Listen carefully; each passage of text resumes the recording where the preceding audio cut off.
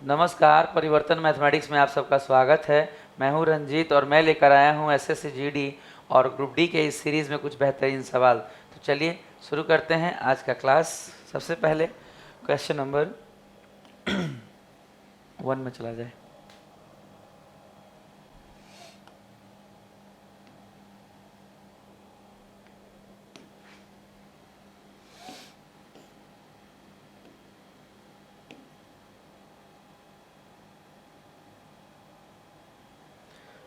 सबसे पहले question number 1 में है, यदि sine x plus cos x बराबर √3 कॉस एक्स तो कॉट एक्स का मान क्या होगा।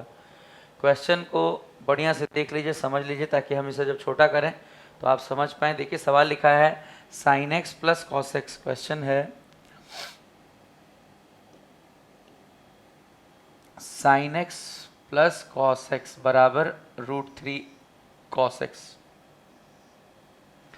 तो आपसे पूछा गया है कॉट एक्स का मान क्या होगा। तो आपसे पूछा गया है कॉट एक्स का मान क्या होगा। ये सवाल भी लास्ट ईयर एग्जाम से ही लिए गए हैं। तो चलिए इसे हम छोटा कर देते हैं और अब सीखना शुरू करते हैं।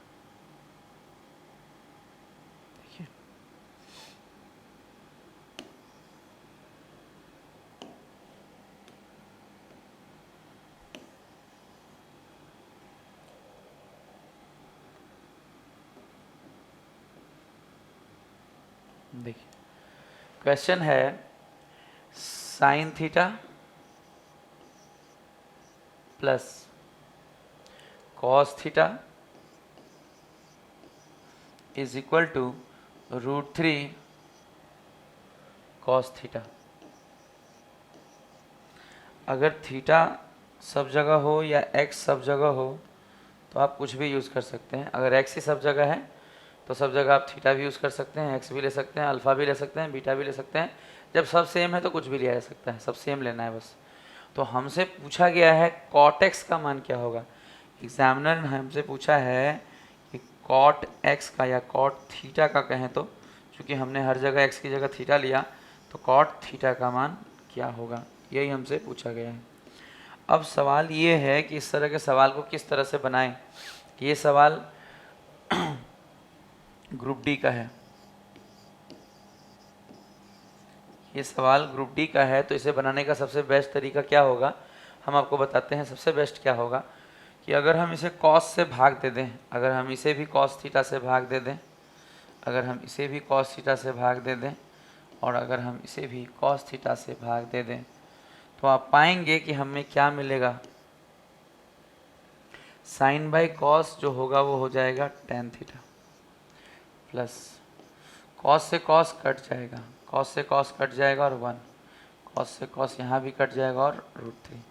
तो आपने देखा कि कितनी आसानी से हमने टेन थीटा का मान निकाल लिया।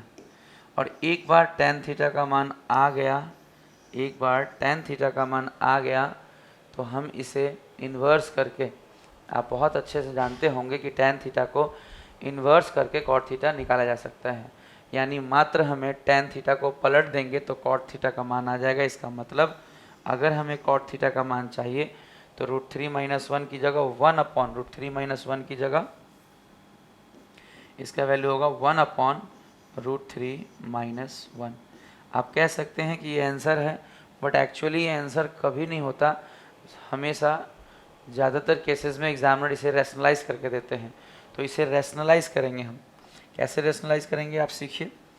हम √3 - 1, नीचे में √3 - 1 है तो √3 + 1 से, बाबू इसके कॉन्जुगेट से ऊपर और नीचे गुना कर देंगे। इससे क्या मिल गया, ऊपर तो हमें √3 + 1 ही मिलेगा, ऊपर तो हमें √3 + 1 ही मिलेगा, क्योंकि 1 से गुना होकर कुछ नहीं होगा। बट नीचे a + b Guna a - b होगा, जिससे a² - b² होगा और 3 में से 1 घट के क्या मिलेगा हमें, 2। ये एग्जैक्टली उत्तर होगा। आप कह सकते थे कि जब हमने भाग दे दिया था तो टेन थीटा को बस पलट देते तो आंसर हो जाता, बट पलटने से आंसर कहाँ से मिलेगा, आप खुद सोचिए। पलटने से आंसर कब मिलता, जब एग्जामिनर ने बिना रेशनलाइज किए ऑप्शन दिया होता। बट अब ऑप्शन देखिए किस तरह के ऑप्शन है। तो ऑप्शन के अकॉर्डिंग हमें जाना पड़ेगा और √3 + 1/2 हमें आंसर मारना पड़ेगा। √3 + 1/2 हमें आंसर मारना पड़ेगा। ये था आज का क्वेश्चन नंबर 1। आप स्क्रीनशॉट ले लीजिए, फिर हम आगे बढ़ते हैं।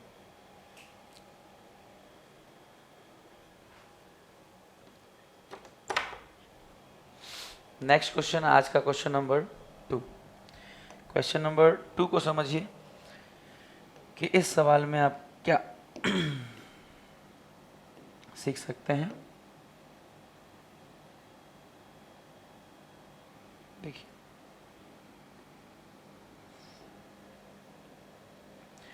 क्वेश्चन है 5/8, 5/6, 4/3 और 3/5। फ्रैक्शन का ये सवाल, फ्रैक्शन का ये सवाल एग्जाम में पूछा हुआ सवाल है।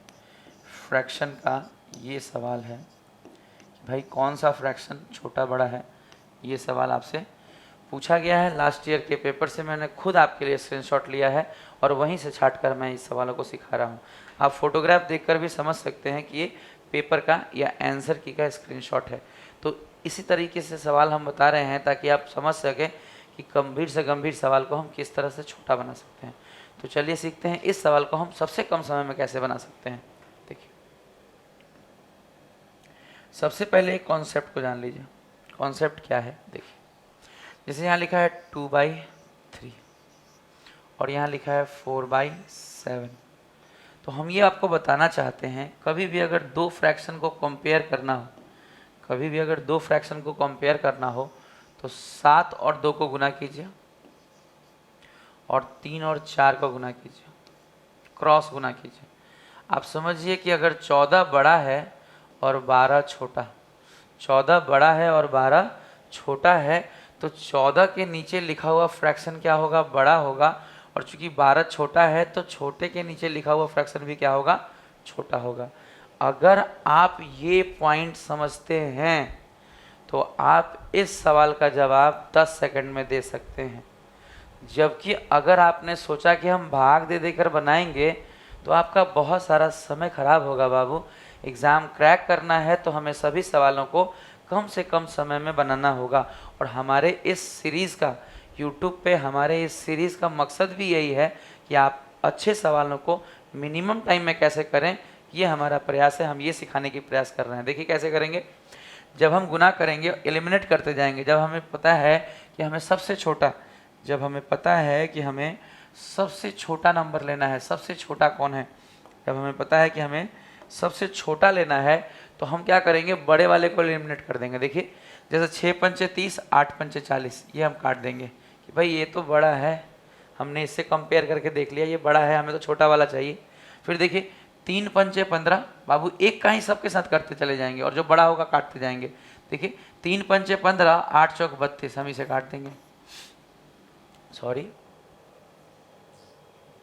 3 पंचे 15 और 8 चौक 32, 32 वाला काटेंगे, बड़ा वाला काटेंगे, छोटा वाला रखेंगे क्योंकि हमें सबसे छोटा चाहिए, हमें सबसे छोटा नंबर चाहिए। नंबर नहीं, फ्रैक्शन, सबसे छोटा फ्रैक्शन। चलिए अब एक कंपैरिजन और बचा। 5 पंचे 25 और 8 तियां 24। देखिए यहाँ 25 आया, यहाँ 24 आया, तो 25 वाला गया, 24 वाला हो गया। यानी इस तरह से अगर हम सवाल को बनाएंगे तो हम सवाल को बहुत कम समय में कर पाएंगे। ये बनाने का सबसे बेस्ट अप्रोच है इस सवाल को बनाने का। आप स्क्रीनशॉट ले लीजिए, फिर हम आगे बढ़ते हैं। Question number 2।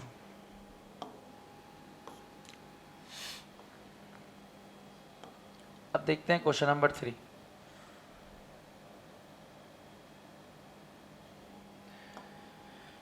क्वेश्चन नंबर 3 आखिर हमने क्यों सिलेक्ट किया? आप कह सकते हैं मात्र एक गुना है, मात्र एक गुना है, तो फिर इस सीरीज में शामिल करने का क्या मकसद है? मकसद ये है कि आप कैलकुलेट कैसे करते हैं। दो एक सवाल इस तरह के कभी कभी हम शामिल करते रहेंगे। देखिए 72, 100 और 175, 108। आपको जब ये गुना करना है, जब आपको ये गुना करना है तो कैसे करते हैं ये इम्पॉर्टेंट है। देखिए 25 चौके 100 और 25 सत्ते 175, यानी 25 का पहाड़ा आपको अच्छे से आना चाहिए, पहला पॉइंट। दूसरा, अब आप देखेंगे यहाँ हमने क्या करना है आगे। 18 चौक 72, 18 पंचे 90, 18 छक 108, 4 से 4 कट जाएगा और उत्तर होगा 7/6।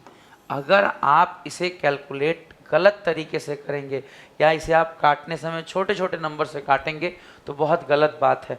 आपको नहीं लगता कि हमें एग्जाम में टाइम सेव करना चाहिए? तो आपका काम है कि कम से कम 25 तक का टेबल बहुत अच्छे से आप प्रैक्टिस करके रखेंगे। तो चलिए इसका स्क्रीनशॉट ले लीजिए, हम आगे बढ़ेंगे। Next question, question number 4।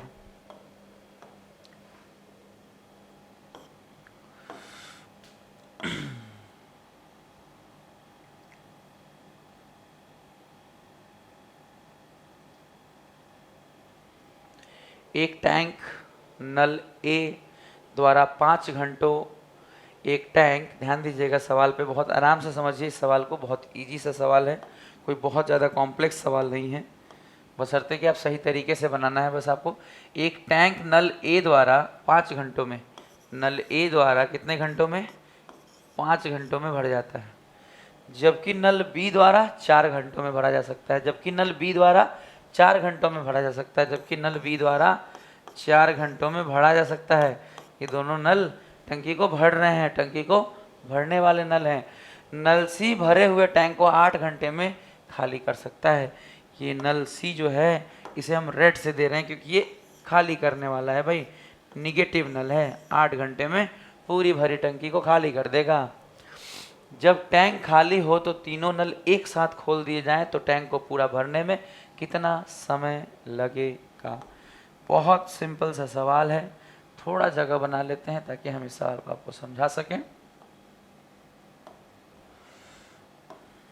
देखिए सबसे पहला स्टेप, तीनों को खोलना है, पहले काम शुरू किया है। टाइम एंड वर्क आपको हमने सिखाया है यूट्यूब पे, 10 वीडियोस लगभग हमने दिए हैं आपको, आप सीखिए उससे। 5 4 8 एलसीएम 40, टोटल वर्क 40। 5 घंटे में 40 यूनिट काम यानी 1 घंटे में काम हो गए 8, भाग दिया गया है। 4 घंटे में 40 यानी 1 घंटे में 10, 8 घंटे में 40 यानी 1 घंटे में 5। अगर आप समझें तो ये भरेंगे 8 यूनिट, ये भरेंगे 10, यानी भराएगा 18 और 5 खाली हो जाएगा। बाबू भरा कितना रहा है? 18, और 1 घंटे में 18 भराएगा और 5 खाली, यानी 1 घंटे में कितना एफिशिएंसी मिलेगा? 13। अगर इन तीनों को हमने साथ चलाया तो पूरा भरने में 40 को किससे भाग देना पड़ेगा? 13 से। बाबू 10 8 18 में से 5 गया 13 से। तीनों, अगर तीनों की बात करें, ए भी भरेंगे, बी भी भरेंगे और सी क्या करेंगे? माइनस करेंगे। अगर तीनों एक साथ चलेंगे तो समय लगेगा 40/13 घंटे, 40/13 घंटे। इस सवाल को इतना ही लिखकर बनाना है एग्ज़ाम में, इस सवाल को इतना ही लिखकर बनाना है, इससे ज़्यादा इसमें लिखने वाली कोई बात नहीं है। तो चलिए सीखते हैं 5वां सवाल, 5th क्वेश्चन ऑफ टुडे।